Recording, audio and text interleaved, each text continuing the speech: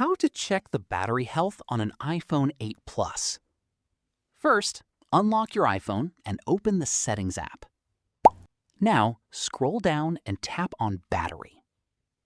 Inside the battery settings, tap on Battery Health. Here, you'll see the maximum capacity of your iPhone's battery. This percentage shows the battery's capacity compared with when it was new. You may also see peak performance capability, which tells you whether your battery is currently able to support normal peak performance.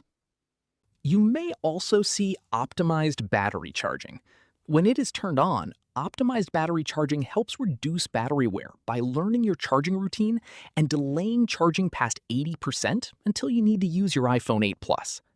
And that's how you can check the battery health on your iPhone 8 Plus. If you found this tutorial helpful, give this video a thumbs up, subscribe to the channel. Thanks for watching.